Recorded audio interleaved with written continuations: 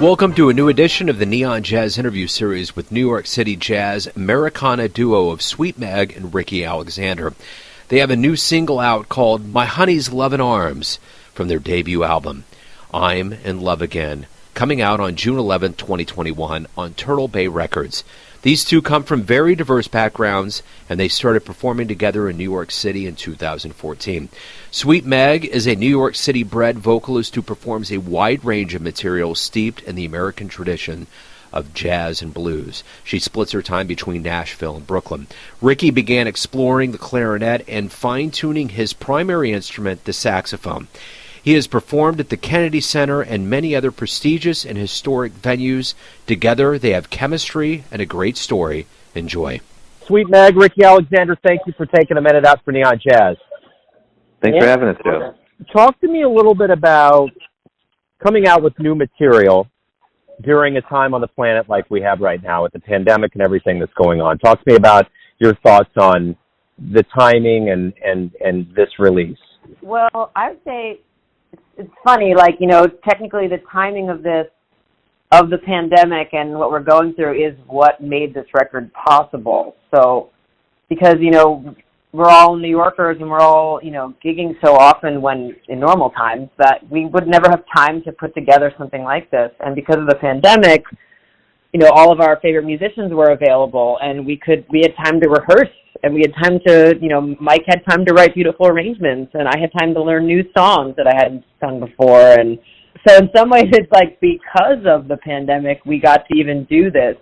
Now, releasing it is, I mean, in some ways, it's more difficult, because we're not gigging as much. So, you know, trying to figure out a release party and a tour associated with the album is definitely questionable, whether that's even possible. But what's also cool is that there's this huge online audience now. So we can do live streams, we can put out the record online, we can put up music videos, and people are more engaged online than they've ever been. So in some ways, there's pluses and minuses to the whole thing, really. Absolutely right. I'm looking forward to, like, I think our timing was pretty good with this. Like, you know, when the lockdown first happened, we basically did nothing for a month, and then Meg had a couple of gigs that was like, it was like, you know, straight from heaven. It was so amazing to play again for the first time, and so we did this. We did a couple live streams, and she had a gig at Mohonk Mountain House, where it reminds you of the movie The Shining. It's this like ancient mansion thing. Anyway, so we did a bunch of playing then, and then it sort of became responsible to have like everybody get tested to go into the studio, and that's when Scott of Turtle Bay Records found us, and he really liked what we were doing. So we got the whole gang together. It's like, what is it, an 8-piece band? And, you know, we're hopeful this summer we'll be able to do some outdoor venues of medium size, you know, as things get a little better. So the idea behind what you do is, I mean, it really is feel-good music. I mean, you really like, you know, what's the ultimate goal from what you want the listener to get from your work? I think feel-good is totally spot on for me. I mean, making this record felt good for me personally, because I was so, and I'm sure Ricky agrees with that, like, we were so, you know, starved of playing with musicians, and like you said, we would do these sessions, we did rehearsals where we got everyone tested prior, and we all got, and Scott installed like an, you know, ventilation system in his place, so we could all get together safely, and to play in a casual setting with some of these amazing musicians was just like, after not being able to play for months, I was like, oh my God, I'm so happy. And I remember recording the record it was so filled with joy just recording. Even the sad songs, the melancholy songs, even the sad songs were joyous to let out emotion amongst these musicians and sing again with people that I'm hoping that people can feel that when they hear it. They feel that we were excited to be there, that we were excited to give this to them, and that we were just feeling every moment of it so thoroughly. And I hope they feel what we felt a little bit when they hear it. Totally. We had so much pent-up energy going into this. I think the person who wrote our liner notes, Colin Hancock, he's a real scholar. He put it in a way that really resonated with me. He said, jazz is so much about the hang, and he referenced, you know, Louis Armstrong and Dick Spiderbeck locking the doors behind the Savoy Ballroom to have like integrated late night jam sessions. as sort of a precedent for how important the hang is to incubate these ideas and come up with fresh music. And so after being deprived of that, we were really excited to be able to get together, in a responsible way. And you can really feel the energy. It's got a lot of New Orleans and Chicago kind of hot traditional music, but we eventually go into the 30s with some Duke Ellington stuff. As Meg said, yeah, you can feel the joy. So talk to me a little bit about how this duo, how the venture started, and how it kind of gained steam. Meg was one of these live streams that Meg was doing, and it was comical, and I think it really appealed to Scott, the producer. So we set up right outside of her place, and we don't have any venues anymore. We don't have any places that we can stream from that look like presentable. So I just checked it out again today, but this video that caught Scott's eye, it's us set up kind of as far apart as we can get, but in front of like a dumpster in a New York City background. And so it's just comical to have that that kind of we're doing this art that we love, and we're just in front of a dumpster. Yeah, that was like the first time we played together. Like I'd been starting to do live streams then regularly, and then it was nice enough outside, and I was enough stir crazy to be like, we got to figure this out. We got to find a way to play together. I can't do this anymore. And I was like, and so we set up, but we needed my Wi-Fi. So like I live above store from a barber shop, and they were cool. They were closed down, so they were cool with us doing this. And we were on the front stoop in front of our garbages, trying to get my Wi-Fi from upstairs, and like spaced out. We had the bass player like all the way in the back, and Ricky like kind of a couple of feet behind me, but it was so much fun, and we were having so much fun on camera. And we did this one song, "I'd Love to Take Orders from You," that's a Mildred Bailey tune. Scott just really liked that song, and he was like, I want to do something with you guys, and I want that song to be on the record. And that's kind of where it started. And then we met Scott, and Scott brought us together more. I mean, me and Ricky have been friends for years, but we've kind of we've started working together more seriously in the past year or so.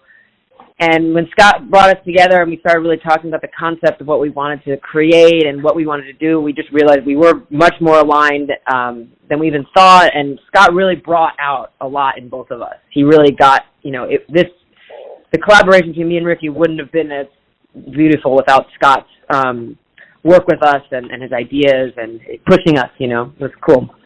He's a unique guy in this situation because he's a musician himself. He's a very talented pianist, and his dad was a woodwind player, in the 20s and 30s.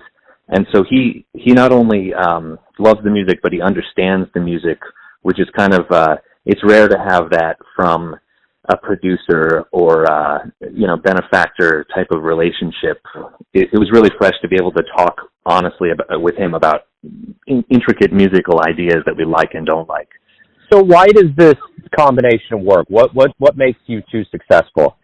Since I started singing jazz stuff more seriously after college and like doing gigs and stuff, I went from like not being into being all trumpet to saxophone very quickly. I mean, once I fell full head over heels for Billie Holiday, Lester Young was the second person I fell for. And to me, the exchange between reeds and voice is so important. And I've always been about the musicians I work with. I love singing, but I don't like doing shows or records that are like, it's the singer show, it's singer time, let's sing, sing, sing, sing, sing. Like I sing best when I can be inspired and listen to like really hot music behind me and go back and forth with musicians that I love and I respect.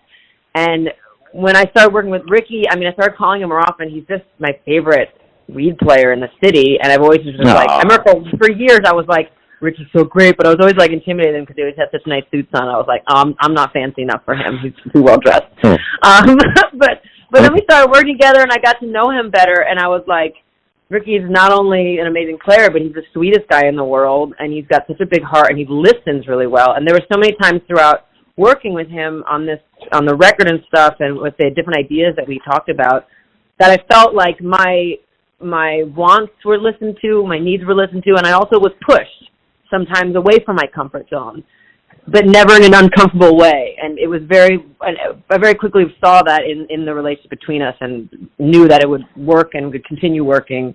And it was really, wonderful to make the record with him. Oh my God, I'm crying over here. That's beautiful. Thank you. No, I mean, I love Megg because, I mean, you know, there are a lot of singers you work for, especially under ordinary circumstances when you're gigging all the time, that are all business, and sometimes singers may not listen as much as you'd like, and sometimes they're a little bit more stubborn, but Megg is like so down to earth, and she's always listening, and she always is like in it for the band to make good music rather than to shine. But I think that in fact makes her shine at the end of the day. It's so important. So I'm glad to have her say all those things, and I agree that I mean, she's a great listener, and I think that's the most important quality. What do you miss the most from that old world, say around early March 2020, and what are you looking forward to getting back to as the world starts waking up? I think the last gig that we had was in St. Maisie, which is a place Megg plays regularly, and that was like 2 days before the lockdown. And there's a certain energy that comes from a room packed full of people, half of them up front listening, half in the back ordering drinks, and you know, playing on a stage, but it's loud and energetic, and like having that sort of, it's a source of inspiration, that sort of the hustle and the bustle, and it's hard to get that when it's just studio time. You know, interacting with an audience is huge. Yeah, I totally agree. I feel like I have been gigging here and there now, you know, things have opened up slightly, but the gigs now, it's funny, I feel like both the thing I would complain about and the thing that is the thing I'm missing the most. But it's like now the gigs are so quiet and chill, and everyone's really listening because the room isn't as packed and people haven't heard music in so long. But I do kind of miss that, like, people screaming and hooting and hollering and getting sweaty and having to put through everyone in the bar, and then my friends showing up and be like, hey, come on, sit in, blah, blah, and just kind of getting crazy. And I miss that. I miss the raw energy and the craziness and the chaos. I think I miss that more than anything. So when we do return to the audience and you return to the stage, what do you hope we all realize about this time away?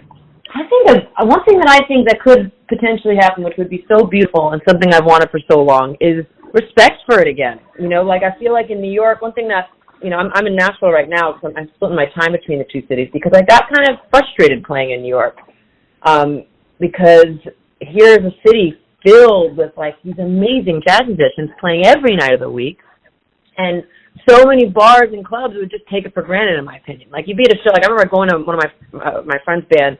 It was my favorite band in the city, and I would go see them on a Tuesday night at this one bar. And I'm like, this music is just insanely good. And I'm like the only one listening. Everyone else is just talking over it. And I'm like, how are you not realizing that? Whereas now I see people at gigs up there, it's been so long, and they're kind of opening their eyes like, whoa, this is great. It's great to have live music. Man, I miss this. And I'm hoping that those ears will stay open and those eyes will stay open, that you have to engage with the music if you want to keep it. You know, you have to clap at the end of a song. You have to listen. You have to look at the musicians. You have to tip them. You have to engage. You can't just, you know, you can't just talk over them and ignore them and expect to always have it.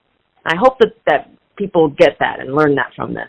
Yeah, Megg just sort of reminded me about, you know, the reason Louis Armstrong left, I think it was in the 50s, and spent so much of his time in Paris, or maybe it was earlier, but is just because he felt like, you know, the American audiences at that time were not appreciating him, and it was frustrating. And in Europe, you know, I mean, you know, Megg's been to Europe and I've been to Europe, and they treat musicians differently there, and they love the music, and it's strange, you know, to have that, but yeah. I'm hopeful that will happen, what Megg is describing. I also think there's this idea that I've heard floated around of sort of a youth renaissance after this whole thing is over. People are so pent up inside. I think there's going to be just an explosion of energy, and you know, we're going to be working all the time, and people are going to be excited to travel. A lot of people, if they've kept their jobs, have saved up a lot of money, and they're going to want to like have big parties and consume arts and culture. So, you know, that's the optimistic side that I keep looking back at. What if you come to Kansas City and do a show in one of our venues? What's a live show going to be like from you two? It will be high energy because all my shows are. And when I play with Ricky, it definitely continues because he's just, I don't know, fire when he plays. But I feel like if we can get this band on the road, oh my God, it's going to be a party on stage. Because that's what it feels like when we play together. Because it's like we all love each other's playing so much. Everyone's so stellar. Everyone has such a character of themselves. Like, that's what I love about this band so much, is that each person in the band shines. it's not about one or two of us, it's about everyone in the band. Rob's bass is the most beautiful tone that sits underneath everything. Dalton's solos and his choices are just gorgeous. Duran's like banjo playing and his energy and his character on stage and what he brings out in me when we get to go back and forth. Mike Davis's arrangement and his playing, like, I think if people saw this stage, they're going to be blown away by just the whole group, every one of us, and us playing together and the energy and the party and that kind of thing. Yeah, one thing that I think is that I like to think about when I imagine doing shows with this band is what type of venue we would play in, and you know, it's a special kind of music because it has the energy and the sort of universal language appeal of what music is supposed to be, but it also has, like, you know, if you listen to Mike Davis and Rob Edwards' trade on, I forget exactly what song it was, but like the level of musicianship is something that could stand up easily in a jazz club setting too. So it's like you have like music nerds, regular people, historians. There are so many, Megg has brought me more into like the country world a little bit. Listening to Bob Wills and the Right or Wrong, it's sort of it's got a really special crossover that I think should appeal to a lot of people. So I can imagine doing this in, you know, a rock club or a jazz club. Yeah, I agree. All right, so final question, and this is for both of you. Everyone has a perception of you. Maybe you can do this as a tandem and perceiving you as a group or as individuals. Everyone has that perception, but you're the one living your lives. Who do you think you are? Oh, Ricky, I'll let you start that. Wow, that's a great question. It's a deep one. I like the idea of, so some of my main inspirations are like Omer Simeon and Johnny Dodds, who played with the Jelly Roll Morton band, having that sort of, you know, cacophonous, like everyone's playing at once. It's so exciting to me. I love that New Orleans music, but I also I have a lineage that I really subscribe to of saxophone players, starting with Nicky Trumbauer, who was Vic Spiderbeck's counterpart in the 1920s, and then going into Lester Young, who, you know, played with Billie Holiday, and we reference a lot of that material on our album. And then after that, Stan Getz was largely inspired by Lester Young with that sweet sound. Even beyond his bossa stuff, he played a lot of just pop stuff. And then today there's a guy alive who I consider one of my favorite living sax players, Harry Allen, who, you know, they've got this swinging sound, but they're also creative. They're excellent and sensitive to when they're backing up singers. I think having that sort of, I love the idea of playing sensitively and acoustically, and with another group of with a group of musicians. That's the most special thing to me. And for me, this is something that many people are trying to get me to figure out because I'm all over the place. But I think the one thing that is most important to me is honesty and truth. And in truth, all I am is a human who likes singing. And I feel like when I first started singing, I didn't really want to sing, nor did I think I could. And my dad kind of pushed me out the door with it. He said, "You're a good singer. I don't care what you say." And he made me learn blues singing, and he showed me Bessie Smith and Etta James and Coco Taylor and singers like that. And I remember he bought me a Billie Holiday record when I was like young, and I never opened it. I completely ignored it. But those are the kind of first singers that got my voice out of my throat and into the world. And for me, singing has always been sort of therapeutic for me. And it's the one place in my life where I do feel sure and true and honest, and that I can communicate who I am and feel. And so the reason Billie Holiday is my guiding light is that she said, I just was actually watching the Find a Melody video before I called you, and she says in that video, I watched it in the beginning of my career, and she says, I never sing the same thing twice, and I always sing how I feel. And everything I sing is a part of my life. And that's something that, as soon as I heard that, I said, that's what I have to do.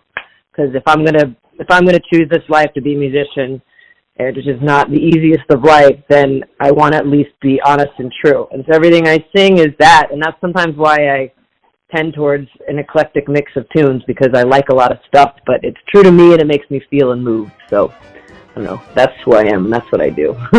I like it. That's a great answer. I haven't heard that from Billy, but that's beautiful. Hey, thank you for taking a minute out for Neon Jazz today. Good luck with, this revival of life and getting back to it. Thanks so much for having us. Thank you. Thanks for listening and tuning in to another Neon Jazz interview, where we give you a bit of insight into the finest cats in New York, Kansas City, and spots all over the world, giving fans all that jazz. And thanks to Sweet Megg and Ricky for their time, cool, and music. If you want to hear more interviews, go to Famous Interviews with Joe Domino in the iTunes Store. Visit Neon Jazz at youtube.com, and for everything Neon Jazz all the time, go to the neonjazz.blogspot.com. Until next time, enjoy the jazz, my friends. Invited my honey is loving love.